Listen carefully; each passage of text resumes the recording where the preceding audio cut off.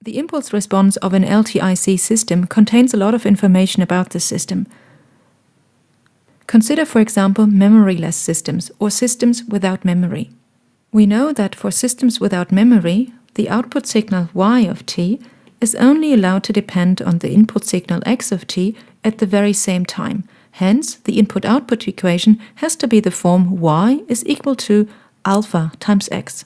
Substituting the input signal by the impulse response delta shows that h of t simply has to be alpha times the impulse response.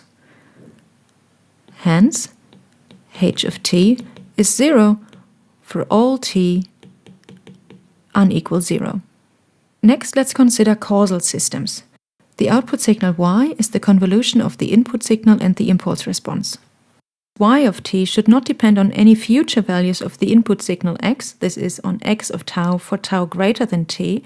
Hence, checking the formula of the convolution integral shows that h of t minus tau has to be exactly 0 for all values of tau greater than t, which yields the condition that h of t must be 0 for t less than 0. Another important property of LTIC systems that can be checked through the impulse response is the stability of the system. As we know, the output y is the convolution of x and h. Y is also equal to the convolution of h with x. Since we're interested in bibo stability, which means bounded input, bounded output stability, we will take the magnitude of y.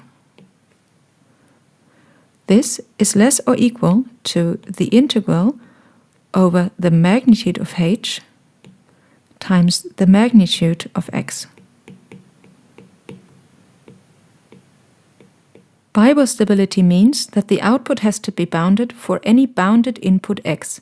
Hence, the input x for all times is less or equal to some bound mx, so that we can write that this is less or equal to mx times the integral between minus infinity and infinity of the magnitude of h of tau. So to make sure that a bound on the output signal y exists, we have to ensure that the integral between minus infinity to infinity of the magnitude of the impulse response is less than infinity. The last property of interest is invertibility.